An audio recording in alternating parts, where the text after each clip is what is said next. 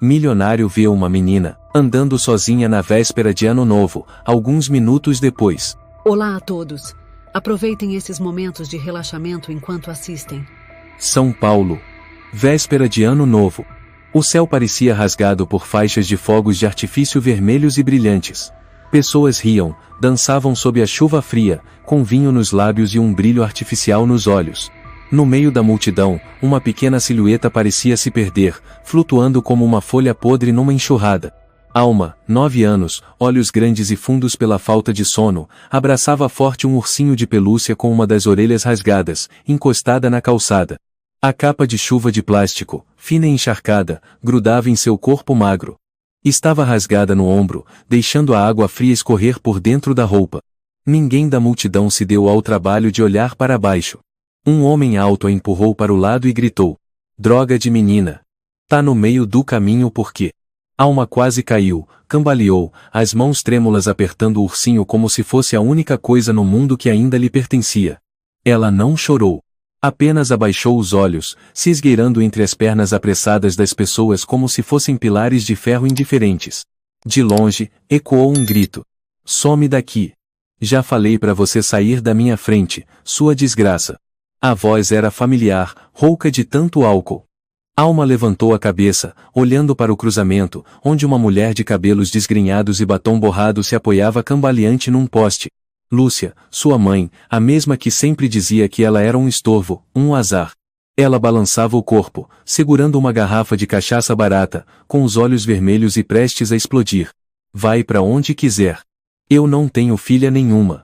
Lúcia gritou, a voz esganiçada, e caiu na risada junto com um homem estranho ao lado. Alma abaixou a cabeça e apressou os passos, sumindo entre a multidão sem que ninguém percebesse que era uma criança sozinha naquela noite fria e chuvosa. As luzes cintilantes dos fogos refletiam no asfalto encharcado, tremeluzindo como sangue derramado.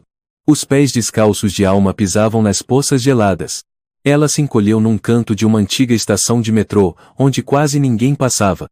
Os cartazes rasgados nas paredes anunciavam festas de Réveillon. Casais se beijavam na chuva. E ela, só tinha sua própria sombra, borrada sob a luz amarelada e fraca.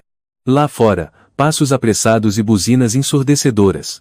Mas dentro da estação, restava apenas o som de gotas pingando ritmadamente do teto de concreto rachado. Alma se encolheu, agachada como um gato molhado, os braços apertando com força o ursinho de pelúcia já em frangalhos. Ela não ousava chorar. As lágrimas, talvez, tivessem secado há muito tempo. A porta de vidro deslizante se abriu. Um homem entrou. Alto elegante, mas com o semblante cansado. Cabelos grisalhos levemente bagunçados pelo vento. O sobretudo escuro estava encharcado da chuva. Os sapatos de couro caros, molhados. Era Francisco Leal, um milionário conhecido em São Paulo, que os jornais apelidavam de "o magnata solitário do setor imobiliário". Francisco passou a mão pelos cabelos molhados, os olhos percorrendo a estação quase vazia. Precisava apenas de alguns minutos de abrigo antes que seu carro chegasse. De repente, seus olhos encontraram Alma. A menina sentada no chão, capa rasgada, segurando um ursinho sem cabeça, com olhos vagos como de um fantasma. Francisco franziu a testa, aproximando-se. Se abaixou, falando com voz suave. "Você está sozinha. Qual é o seu nome?" Alma respondeu baixinho. "Ma." Seus olhos o encararam fixamente, sem medo, apenas vazios. "Você se perdeu dos seus pais?" Francisco insistiu, a voz agora levemente aflita, confusa. Alma balançou a cabeça. Apertou ainda mais o ursinho e de repente, se levantou e virou as costas, caminhando para fora, na chuva. Francisco ficou parado, olhando a pequena silhueta desaparecer no meio da multidão, sumindo como se nunca tivesse estado ali. Ele quis seguir lá, mas os carros e as pessoas tumultuadas o impediram. Seu carro preto já o esperava na calçada. Uma mulher loira, vestindo vermelho, se aproximou. "Senhor Leal, o carro chegou. O senhor precisa ir para a festa." Francisco assentiu levemente, mas os olhos continuavam fixos no ponto onde a menina havia desaparecido. Dentro dele, uma sensação estranha começava a crescer. Sem nome. Sem razão. A cidade explodia em luzes como um grande palco de teatro. Mas entre milhares de rostos felizes, ninguém viu a criança ensopada, sozinha, que passou como um fantasma. A caminho de casa, Francisco estava no banco traseiro, com o celular nas mãos. Abriu a câmera e tirou algumas fotos da estação de metrô. Nas imagens, só havia manchas de água no chão antigo, luzes fracas e um espaço vazio. Nenhum sinal da menina. Ele franziu a testa e suspirou. Talvez estivesse começando a imaginar coisas.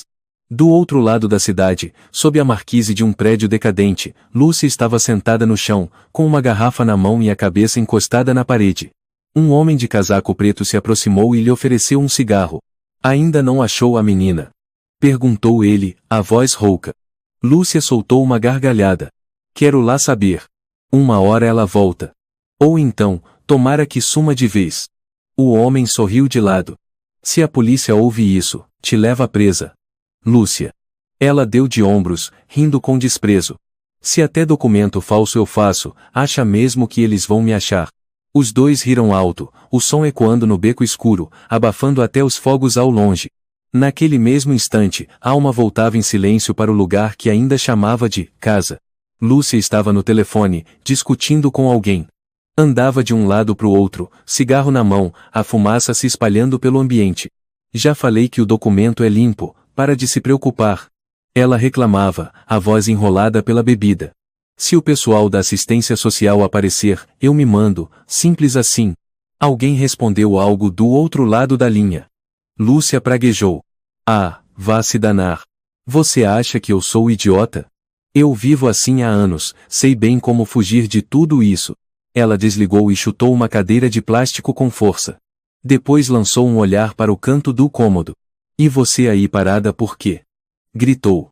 Vai logo limpar essa papelada toda. Alma ficou em silêncio, os olhos grandes encarando o pedaço de papelão à sua frente. Com um toco de lápis gasto, ela desenhava a figura de um homem alto, de chapéu, segurando um guarda-chuva, parado na chuva, olhando para uma menininha abraçada a um urso. Lúcia se aproximou, arrancou o papelão da mão dela. Que porcaria é essa? Que maluquice você tá desenhando agora? Ela olhou o desenho, apertou os olhos e riu com desdém. Lá vem você com essas fantasias idiotas. Acha que alguém se importa com você? Então rasgou o papelão em pedaços e jogou no chão, pisando em cima. Já falei para parar de desenhar essas bobagens. Você pensa que é quem, hein? Rosnou ela. Alma não respondeu.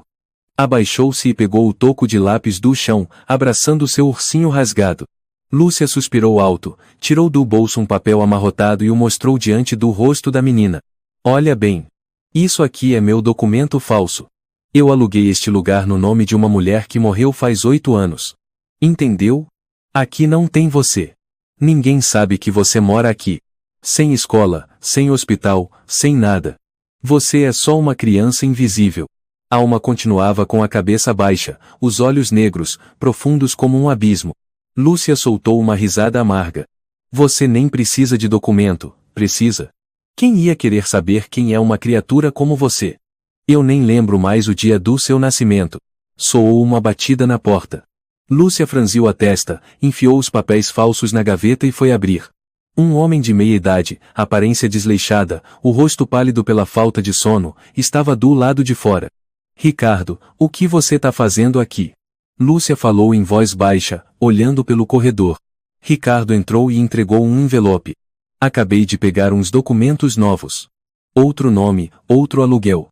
Se prepara para cair fora logo, já tem gente demais de olho nessa área. Lúcia abriu o envelope, contou os papéis e sorriu com desprezo. Beleza. Eu sei o que fazer.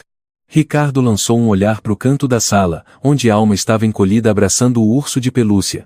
Ele torceu a boca. A menina ainda tá aqui. Achei que você já tinha largado ela. Lúcia deu de ombros. Falei aquilo no calor do momento. Agora, se eu largar ela, vou usar o quê de carta emocional para enfiar nos formulários das ONGs? É por causa dela que eu consigo pedir auxílio. Não sou burra. Ricardo soltou uma risada seca que ecoou pelo quarto apertado. Mas você nem tem documento para ela. Que jogada é essa? Eu não preciso de papel para ela. Se ela não existe nos registros, é até mais fácil de manipular. Lúcia deu um gole na cachaça, os olhos brilhando com malícia. Ricardo bufou, deu de ombros e saiu, murmurando: maluca. A porta se fechou. Lúcia se largou na cadeira, tragando um cigarro. A fumaça enchia o ambiente como uma névoa suja. Alma, em silêncio, juntava os pedaços do papelão rasgado e os organizava num cantinho do colchão onde dormia. Ela começou a desenhar de novo, desta vez, apenas um par de sapatinhos vermelhos sob a chuva. O canto da sala estava mergulhado na escuridão. A luz fraca dançava nas paredes. Do lado de fora da janela, São Paulo vibrava em barulho e luz, mas aquele apartamento sem nome era como um buraco negro que engolia qualquer som. Lúcia riu com desdém. Amanhã eu mudo de lugar. Esse apartamento, assim como você, ninguém conhece, ninguém vai lembrar. Ela se levantou e entrou no banheiro. O som da água começou a cair. Alma ficou sozinha, os dedos trêmulos seguindo os traços inacabados do desenho no papelão. Sussurrou, com a voz rouca: se eu sumir, ninguém vai saber, né? O urso de pelúcia, sem cabeça, estava imóvel no colo dela.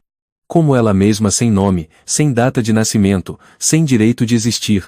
Naquela mesma noite, Francisco estava sentado no escritório do 28º andar, diante da janela de vidro que dava para a Praça da Sé, onde os últimos fogos ainda iluminavam os restos da celebração. Seu assistente pessoal Jairo Moreira, 30 anos, corpo pequeno, cabelo sempre penteado para trás, entrou com uma pasta de documentos. Senhor Leal, aqui está o plano do novo centro comercial. O senhor quer dar uma olhada? Francisco o interrompeu. Você achou a menina? Jairo ficou paralisado. O senhor tá falando da criança que mencionou ontem? Sim, a menina da estação de metrô. Quero saber quem ela é. Jairo pareceu desconfortável. Senhor, não há nenhuma imagem clara nas câmeras. Choveu muito naquela noite. Todos os registros ficaram borrados. Ninguém sabe quem é essa menina. Francisco ficou em silêncio, os dedos tamborilando no tampo de vidro da mesa. Seu olhar era frio, mas havia algo inquieto por trás. Você já falou com o Instituto Criança Segura? Ele perguntou. Sim, senhor. Liguei para a Fundação Criança Segura e para a Cruz Vermelha. Mas...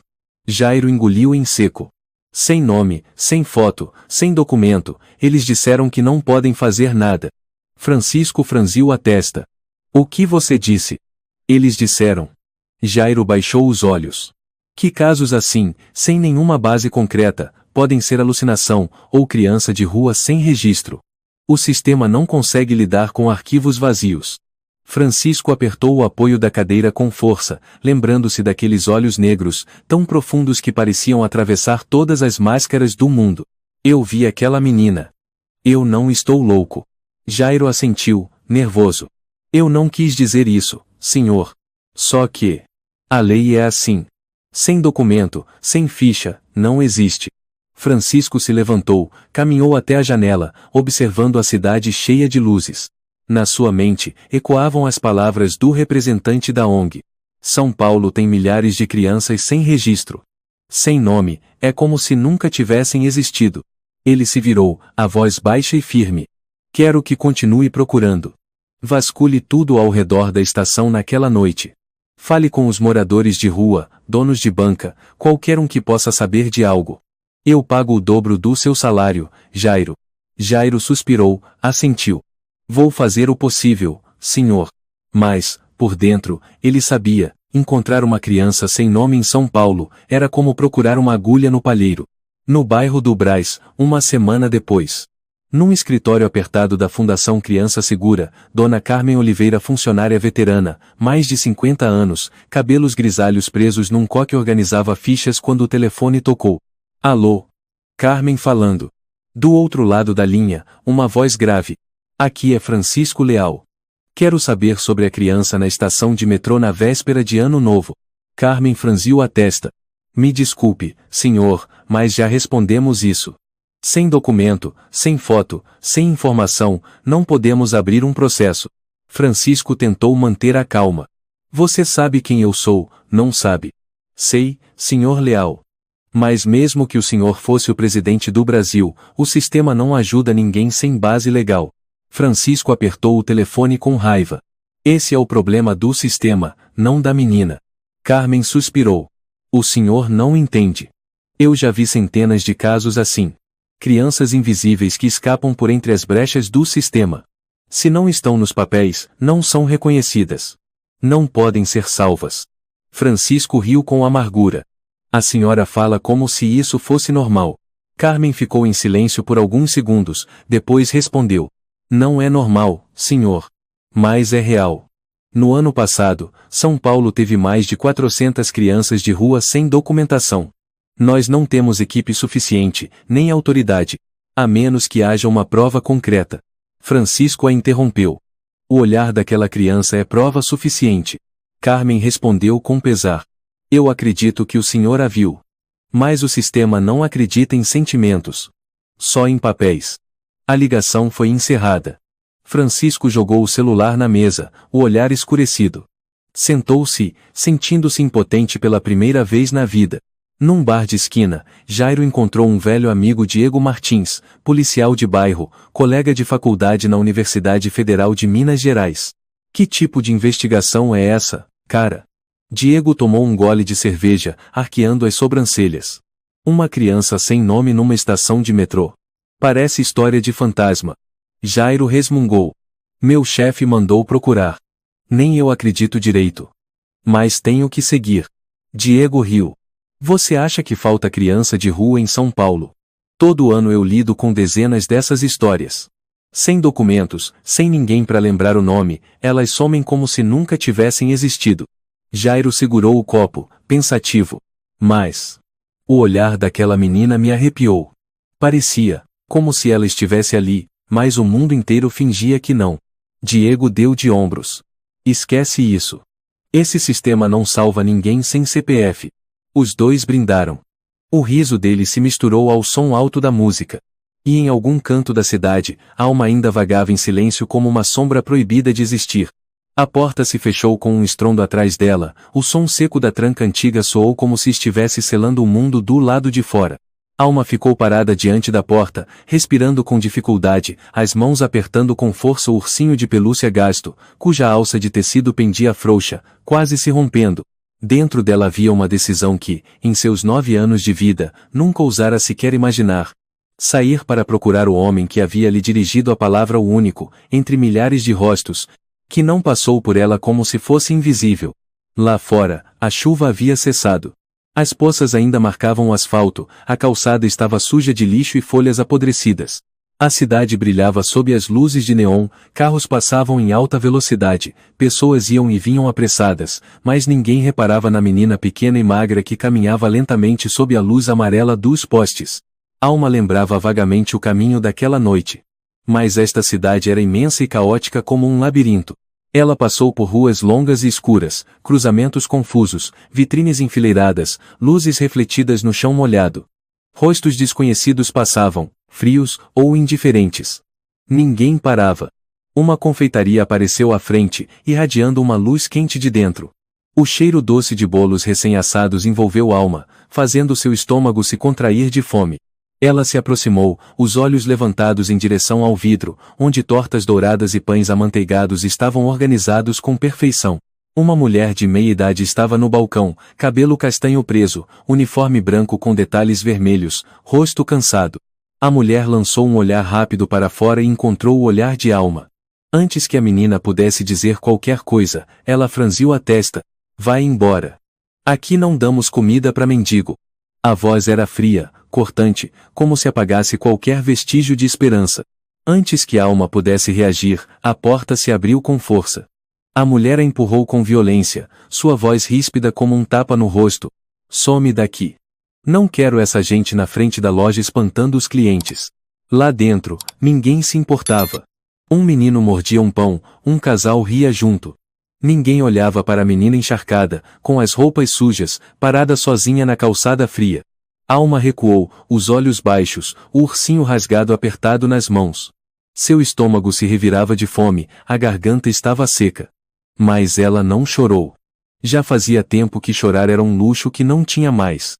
Ela continuou pela calçada, enfiando-se num beco ao lado de uma lixeira fedorenta.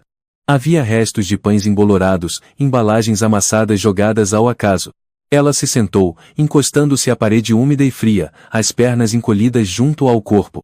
O cheiro de pão assado ainda pairava no ar, como uma lâmina cortando seu estômago vazio.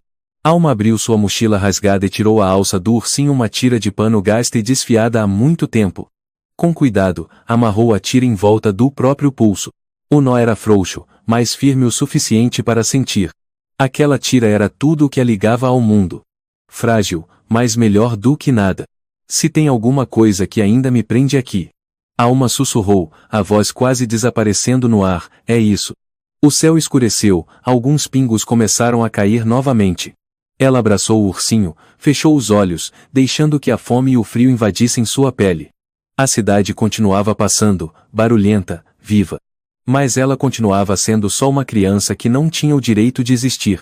No térreo de uma pensão velha e caindo aos pedaços, Lúcia estava sentada na cama, segurando uma lata de cerveja vazia e resmungando palavrões. Aquela pirralha maldita, sempre se metendo por aí. Se a polícia pegar ela, tô ferrada. Ricardo, em pé ao lado, soltou uma risada. Tá preocupada com o quê? Ela nem tem documento. Se encontrarem, nem ligam.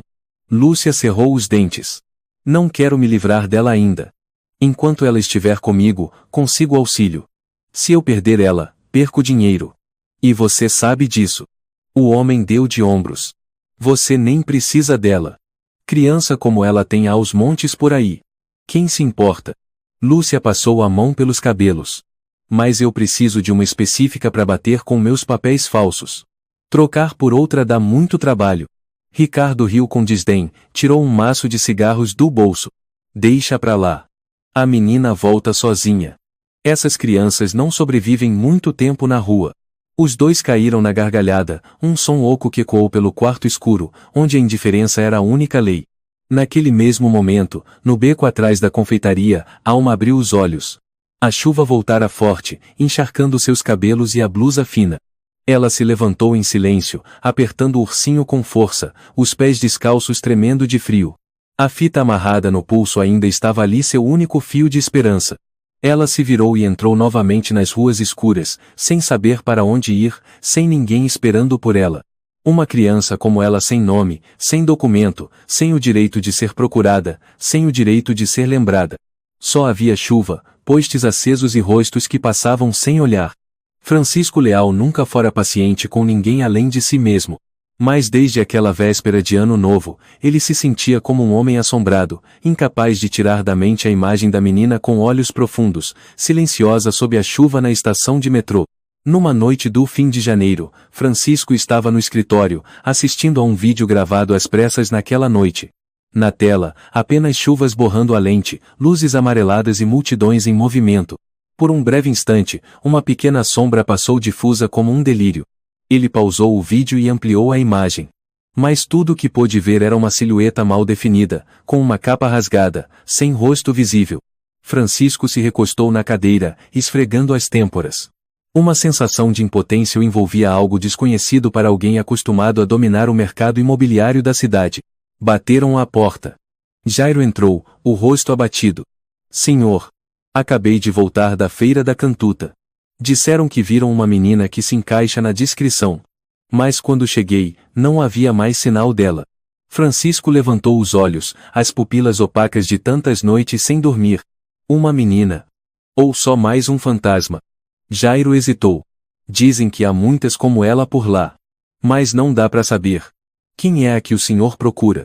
Francisco riu sem alegria, a voz rouca. Já começo a achar que talvez ela nunca tenha existido de verdade. Jairo permaneceu em silêncio, sem saber o que responder. Dias vasculhando São Paulo e ainda não tinham nada. Francisco apoiou os cotovelos na mesa, olhando pela janela para uma cidade que brilhava intensamente, mas parecia mais fria do que nunca. Fevereiro chegou. O clima em São Paulo era úmido, cinzento como o humor de Francisco. Ele continuava indo toda semana até a velha estação de metrô, sempre levando um par de sapatinhos vermelhos, novinhos. Foi um par que ele mandou fazer sob medida, com o nome Alma gravado no calcanhar, o nome que ele inventou para a menina, o único presente que podia oferecer na sua aflição. No primeiro dia em que levou os sapatos, ficou esperando por horas, os olhos varrendo a estação. Passageiros iam e vinham, mas nenhum rosto conhecido. No segundo dia, no terceiro. Tudo se repetia. Semana após semana, Francisco parecia enlouquecer. Jairo tentou intervir várias vezes. Senhor, isso não está certo. A imprensa já começou a questionar por que o senhor aparece sempre sozinho naquele lugar. O senhor quer que eu cuide da comunicação? Francisco fez um gesto com a mão, a voz fria como aço. A imprensa não importa. Uma criança lá fora importa mais. Jairo suspirou, impotente, sabendo que ninguém conseguiria deter seu chefe quando este se tornava obstinado. No fim de março, São Paulo amanheceu sob uma garoa fina. Francisco estava mais uma vez em pé na estação de metrô, com o par de sapatinhos vermelhos minúsculos nas mãos. De repente, do fundo do corredor, uma silhueta infantil surgiu correndo. Capa de chuva rasgada. Corpo magro. O coração de Francisco quase parou. Ele deu alguns passos rápidos, os sapatos quase caindo das mãos. É você? Ele gritou. A criança correu ainda mais rápido. Mas ao se aproximar, Francisco congelou. Não era Alma. Era outra menininha, ainda menor, com os olhos apavorados, o rosto sujo de lama. Ela passou por ele sem olhar, desaparecendo na multidão. Francisco ficou parado, segurando firme os sapatinhos, o peito apertado. Mais uma vez, a esperança se dissipava como neblina. Ele voltou em silêncio para sua mansão enorme, onde cada cômodo ecoava vazio e frio. Naquela noite, Francisco se sentou diante da tela, assistindo novamente ao vídeo gravado na véspera de Ano Novo. Rebobinou e avançou dezenas de vezes, os olhos vazios. Só havia chuva. Só havia luzes amareladas borradas. Só sombras anônimas. Sem rostos. Sem nomes. Ninguém para confirmar que aquela menina existia. Francisco baixou a cabeça e, pela primeira vez em mais de 20 anos, chorou. Não pelo fracasso da busca, mas porque um pensamento terrível lhe invadiu a mente. Talvez aquela menina nunca tenha existido. Talvez Alma fosse apenas uma memória distorcida, uma ilusão criada por sua solidão e culpa. A chuva batia contra o vidro, como se quisesse afogar tudo. Lá fora, São Paulo ainda brilhava, ainda fervilhava, mas entre milhões de pessoas, uma criança sem nome como Alma talvez nunca tivesse tido sequer a chance de existir. A porta de madeira frágil se fechou às costas delas. Dentro da nova pensão, a escuridão e a umidade densa pareciam querer engolir tudo. Alma entrou em silêncio, sem perguntar nada, sem olhar ao redor. Já estava acostumada com mudanças. A cada poucos meses, Lúcia a levava para outro lugar sempre pior, mais úmido, mais escondido. O quarto ficava no térreo de um prédio velho na periferia de Cidade Tiradentes, zona leste de São Paulo. As paredes descascadas, o piso de azulejo rachado, a janela tapada com jornal e fita adesiva velha para impedir olhares de fora. Lúcia largou a sacola num canto e resmungou. Anda logo. Tenho que fazer meus documentos novos. Alma tirou os sapatos rasgados, abraçando o ursinho sem cabeça com força. O bicho já era só um trapo com o enchimento saindo, mas ela não largava, como se deixá-lo fosse desaparecer com ele. Lúcia vasculhou as sacolas plásticas e tirou um maço de documentos falsos, alguns envelopes e identidades com nomes alheios. Ricardo, o mesmo de antes, havia fornecido tudo. Meu nome agora é Ana Gonçalves. E você? Lúcia olhou Alma com desprezo. Continua sendo a pirralha, só isso. Alma abaixou a cabeça, sem responder. Não lembrava se algum dia tivera um nome verdadeiro. Nos documentos falsificados de Lúcia, seu nome nunca aparecia. Não estudava, não tomava vacinas, nunca foi a um hospital. Sem data de nascimento, sem anotações, ela era uma sombra, vagando silenciosa por uma São Paulo imensa. Quando os fogos estouraram no céu, Alma estava encolhida debaixo da cama, abraçada ao urso sem cabeça, olhando para um pedaço de papel velho com letras tremidas. Se esse é o ano novo, então eu continuo sendo o mesmo de sempre. Lá fora, Lúcia ria e conversava com estranhos. O cheiro de álcool e cigarro tomava o ar. Alma fechou os olhos e pensou. Se não tem nada que me segure. Talvez eu desapareça de vez. Na manhã seguinte, um raio de sol fraco atravessava o jornal colado na janela. O ar continuava úmido, com cheiro de mofo, como se a noite nunca tivesse acabado. Lúcia acordou às 8. Passou uma maquiagem rápida com uma caixa de pó quebrada, desenhou as sobrancelhas com um lápis preto gasto. Vestiu um vestido bege amarrotado, ajeitou um broche de prata falso no peito e se virou para Alma, apontando com o queixo. Vem cá. Veste isso. Ela jogou um suéter rosa claro, rasgado no ombro, mas ainda quente. Alma trocou de roupa em silêncio, os olhos vazios, acostumada ao papel invisível que precisava desempenhar. Lúcia a observou e franziu a testa. Tirou um batom do bolso e passou de leve nas bochechas da menina, deixando um rubor falso. Tá pálida igual defunto. Tem que parecer doente para comover. Entendeu? Alma assentiu. Não disse nada. 1 hora depois, estavam diante de um escritório pequeno da organização beneficente Igreja da Esperança especializada em oferecer alimentos e roupas para famílias carentes. Lúcia segurava firme a mão de Alma. Sua voz mudou completamente quando a porta se abriu. Bom dia, meu nome é Ana Gonçalves. Essa é minha filha. Acabamos de nos mudar para a cidade Tiradentes. Nossa situação é muito difícil. A voz trêmula, os olhos lacrimejando. A recepcionista, uma jovem sorridente, respondeu com gentileza. Pode sentar, moça. A coordenadora já vai atendê-las. Na sala de espera, Lúcia apertou levemente a mão de Alma e sussurrou. Não fala nada, entendeu? Eu falo e você só concorda com a cabeça. Alma assentiu, como uma máquina. Minutos depois, uma mulher de cerca de 40 anos apareceu. Seu nome era Isabel, responsável pelo programa de apoio a mães solteiras. Convidou as duas para entrar. Dona Ana, a senhora pode contar um pouco mais sobre sua situação? Lúcia suspirou e puxou um lenço para enxugar o canto dos olhos, gesto ensaiado. Meu marido me abandonou quando eu ainda estava grávida. Desde então, eu e minha filha vivemos de pensão em pensão. Recentemente, perdi meu emprego de faxineira porque desmaiei durante um plantão noturno. A menina tem asma. Tem crises fortes e não temos dinheiro para remédio. Isabel se virou para a Alma. E você, querida, tem quantos anos? Lúcia respondeu antes. 8 anos. Ela não fala muito. Tem medo de estranhos. Acho que é trauma. Isabel se inclinou, falando com doçura. Tá tudo bem, meu amor. Se você precisar de ajuda, pode falar comigo. Eu posso arrumar um médico gratuito, tá bom? Alma apenas assentiu. Não disse uma palavra. O encontro terminou com a promessa de Isabel. A organização forneceria 3 meses de ajuda com alimentos e medicamentos. Lúcia apertou o braço de Alma ao sair, o rosto radiante como quem ganhara na loteria. Viu? Você mandou bem. Ela deu um tapinha no ombro da menina, a voz fria. Tem que saber usar o que tem. E essa sua carinha desgraçada vale ouro. Alma abaixou os olhos, segurando com força o ursinho escondido dentro do casaco. Naquela tarde, elas foram até uma igrejinha no bairro do Brás, onde distribuíam sopa gratuitamente toda semana. Lúcia deixou Alma sentada na frente, segurando uma plaquinha escrita à mão. Não tenho casa, não tenho documentos, por favor, ajude minha mãe e eu a sobreviver ao inverno. Enquanto Alma permanecia de cabeça baixa diante do portão, Lúcia ficou mais afastada, fingindo ser a mãe solteira envergonhada demais para se expor. As pessoas que passavam largavam moedas no copo plástico deixado diante de Alma. Uma senhora tirou R$ 60 da bolsa e colocou suavemente na palma da mão da menina. Deus vai proteger você. Alma não ousou levantar o rosto.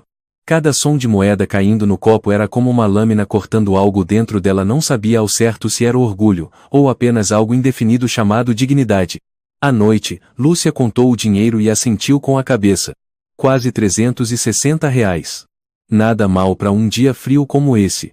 Amanhã você vai vestir aquela blusinha mais fina, para parecer mais coitadinha. Depois, ela jogou o saco de dinheiro em cima da mesa, sentou-se no colchão velho no chão e acendeu um cigarro. Não pense que eu sou má. Eu tô cuidando de você. Sem mim, você já teria morrido na rua. Entendeu? Alma não respondeu. Sentou-se no canto do quarto, estendeu novamente o pedaço de papelão sobre o piso frio de cerâmica, e passou os dedos pelos desenhos antigos. Um par de sapatinhos vermelhos minúsculos, um homem de chapéu parado na chuva, e a imagem de uma criança de costas, caminhando para longe. Num cantinho do desenho, com letras bem pequenas, ela havia escrito algo que ninguém sabia. Meu nome é Alma. Se alguém ler isso, por favor, não me esqueça. Noite de 31 de dezembro. Mais uma véspera de Ano Novo. Chovia em São Paulo. Mas não era uma chuva de primavera suave, era aquela chuva gelada, persistente e pesada como agulhas. Cada gota caía sobre os telhados de barro antigos, nas janelas embaçadas, nas ruas iluminadas por luzes artificiais, fazendo a cidade inteira tremer sob uma maquiagem falsa. No subsolo, em uma estação de metrô antiga no centro, um homem permanecia parado sob a luz amarelada e fraca, sozinho, enquanto os sons dos fogos de artifício retumbavam sobre sua cabeça. Francisco Leal, um nome que antes fazia o setor imobiliário de São Paulo tremer, agora era apenas uma sombra alta, imóvel, tremendo sob um casaco grosso e uma touca escura de lã. Nas mãos, como em todas as vésperas de Ano Novo durante o último ano, ele segurava uma caixinha embrulhada em jornal velho, as bordas já úmidas de tanto pegar sereno. Dentro dela, um par de sapatinhos infantis vermelhos, minúsculos, novinhos em folha. No calcanhar, uma inscrição feita à mão. Alma. Um nome. O único nome que ele pôde dar àquela criança sem nome, a menininha que ele viu apenas uma vez, numa noite chuvosa do ano anterior.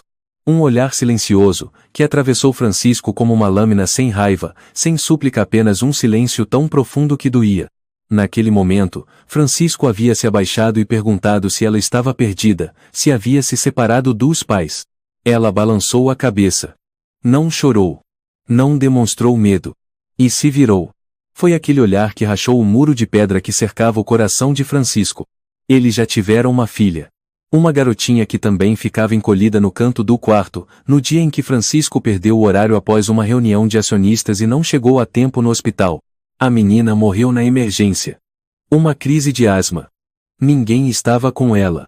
Desde então, ele construiu prédios, assinou contratos de milhões de reais, e nunca mais voltou ao hospital antigo. Até ver Alma.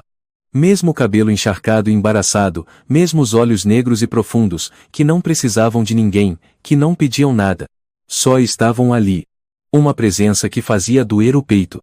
Desde então, ele vinha àquela estação toda semana, havia 52 semanas, como um ritual mudo de arrependimento. O sino da igreja próxima começou a tocar. Faltavam 10 minutos para meia-noite. Francisco olhou o relógio e suspirou. Se você ainda lembra deste lugar. Se você realmente existiu. Volte. Murmurou. A voz dele estava rouca de tantas noites sem dormir por causa do frio e, mais ainda, da culpa que não o deixava em paz. Uma vendedora ambulante empurrando um carrinho passou ali perto, as rodas rangendo sobre o piso molhado. Ela parou, os olhos refletindo a luz da chuva. Seu Leal. O senhor tá aqui de novo? A voz dela era rouca, familiar. No uniforme desbotado lia-se o nome, Maria. Francisco assentiu, sem tirar os olhos do corredor escuro à frente. A senhora sabe quem eu estou esperando. Maria suspirou, a voz cansada. O senhor tá esperando por uma criança sem registro, sem nome, sem foto. Quem garante que ela ainda tá viva? Que ainda existe? Francisco não se virou. Não preciso de garantias. Só preciso acreditar. Maria apertou o casaco contra o corpo, o olhar endurecendo. São Paulo engole crianças assim, seu Leal. O senhor acha que pode lutar contra uma cidade inteira? Francisco sorriu de leve. Não era tristeza. Nem desespero. Era apenas. Se ele não estivesse ali, quem mais lembraria dela? Não estou lutando contra São Paulo. Só não quero esquecer. Maria ficou em silêncio por um momento, depois seguiu com o carrinho. Sua silhueta sumiu aos poucos na chuva, restando apenas ele e a pequena caixa como uma estátua solitária no subsolo. Mais uma hora passou. Ninguém apareceu. Nenhum passinho de criança, nenhum olhar profundo. Apenas a chuva, e a luz pálida que não aquecia o corpo de um homem só. Francisco ajoelhou-se, as mãos trêmulas abrindo a caixa. Os sapatinhos vermelhos ainda tinham a inscrição intacta. Ele os colocou cuidadosamente no chão frio, cobriu com uma folha de plástico e sussurrou: você talvez nunca volte. Mas esses sapatinhos vão esperar. Mesmo que seja no ano que vem, ou pelo resto da minha vida. Ele pousou a mão sobre a palavra alma, depois se levantou e caminhou devagar para fora da estação. Os fogos explodiam sobre sua cabeça dando as boas-vindas ao novo ano. Mas para ele, aquela noite não era um começo. Era apenas mais um fim de mais um ano sem notícias, sem esperança, sem um nome a chamar. São Paulo, final de janeiro. O vento do começo do ano ainda cortava gelado pelas ruas de pedra e os telhados úmidos.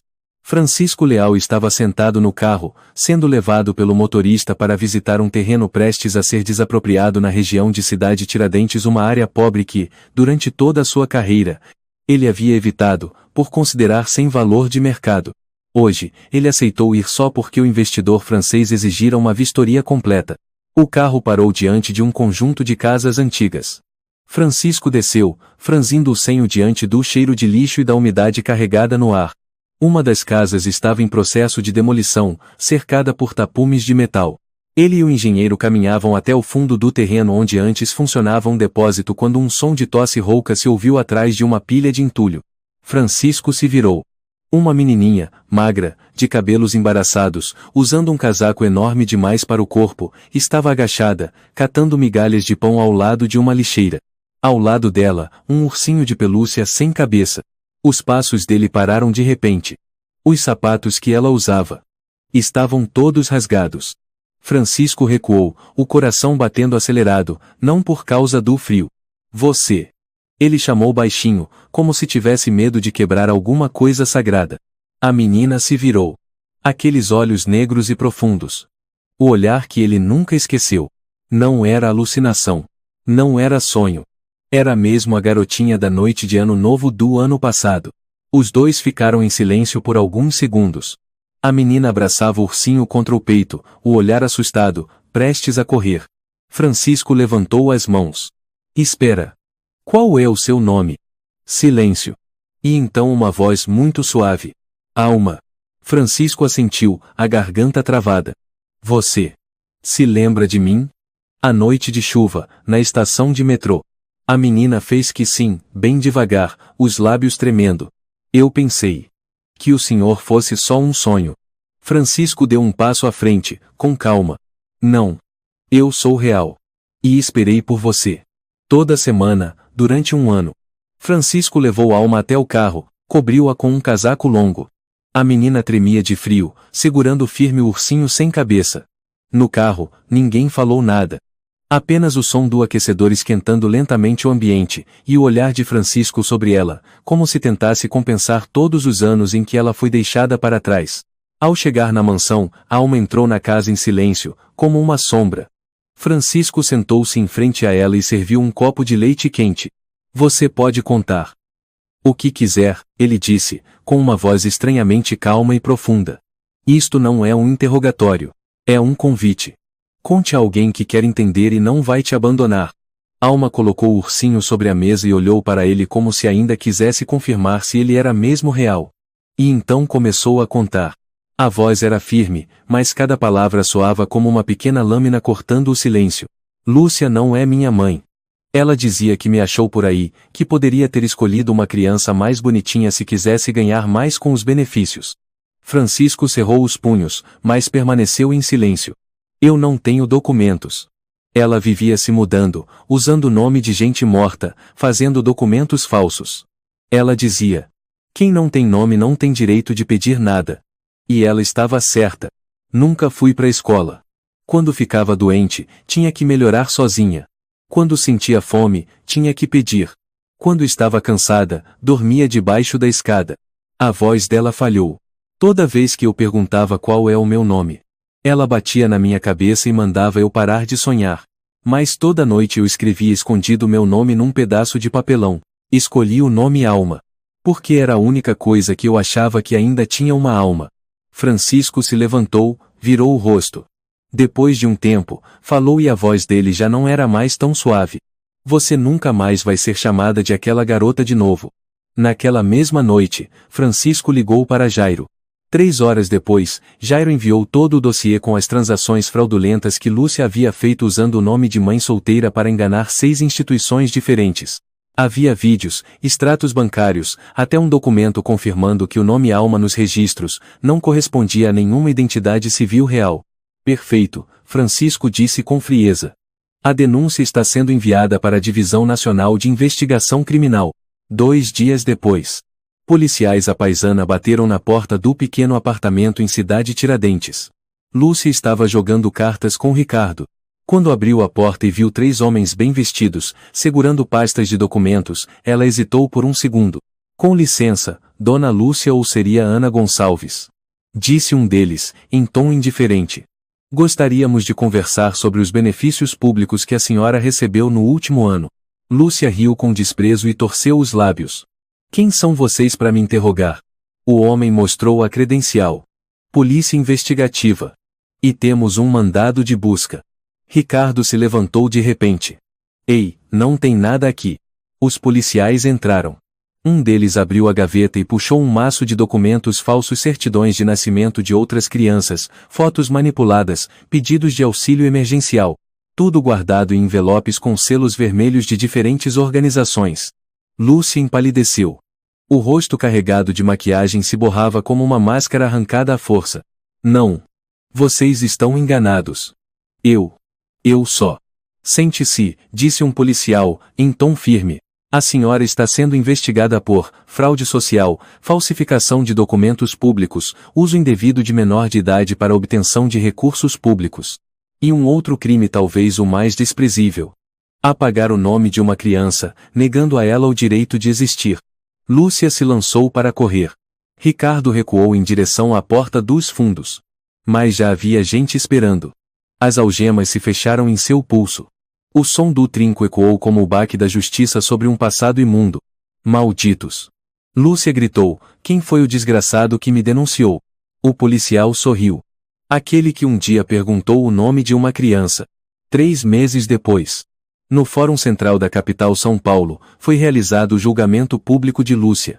Francisco não estava na sala de audiências, mas acompanhava tudo de seu escritório.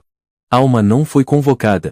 Ela estava na escola, era o 12º dia como aluna oficial, com seu nome verdadeiro, Alma Leal. No rosto de Francisco, não havia nenhuma expressão de vingança. Apenas alívio. Um alívio profundo. A sentença foi lida. 6 anos de prisão, sem possibilidade de redução. Proibição perpétua de adotar menores. A lista de crimes ocupava uma folha inteira. Uma jovem advogada se levantou e declarou estar ali representando Alma, a menina que um dia não teve nome, e agora possuía sobrenome, endereço, e ficha escolar oficial. No mesmo dia, os jornais estamparam a manchete. A criança invisível tem nome.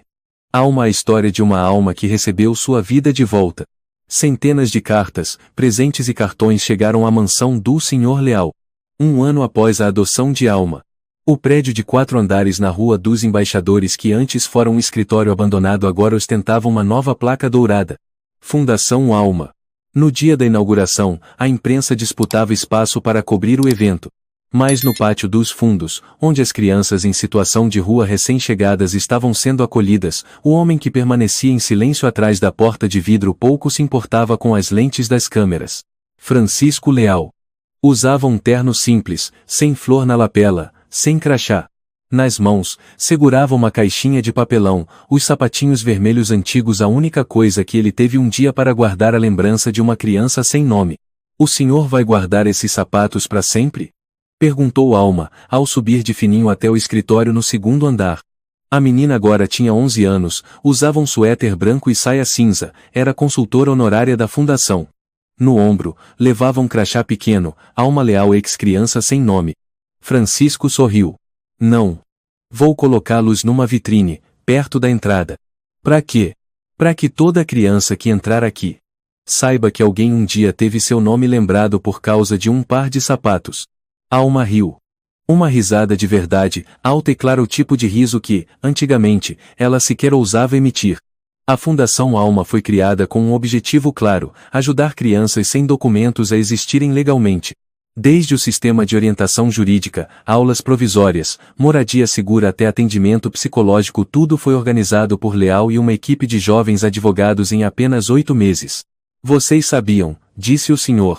Leal na primeira reunião, que São Paulo tem mais de 1,2 crianças por ano esquecidas pelo sistema porque não tem registro. Sem certidão de nascimento. Sem um nome para serem chamadas.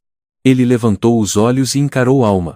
Você é o motivo pelo qual não podemos mais ignorar nenhuma. Naquela tarde, Alma ficou diante da sala de artes provisória no térreo. Uma menininha de pele morena coloria um desenho cheio de faixas azul escuro e vermelho vivo. O que você tá desenhando? Alma perguntou. Tô desenhando um lugar onde todo mundo tem nome. Alma apertou com carinho a mão pequena da menina e sorriu. Depois olhou em direção à porta, onde a placa de bronze refletia os últimos raios do pôr do sol. O lugar onde começam os nomes que um dia foram esquecidos. Ninguém nasce para ser invisível ou esquecido.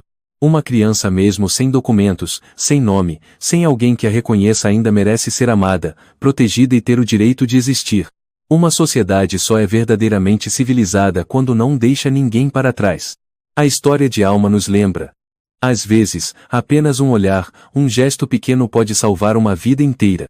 E ninguém tem o direito de tirar de outro ser humano a chance de ser chamado pelo próprio nome e de viver com dignidade.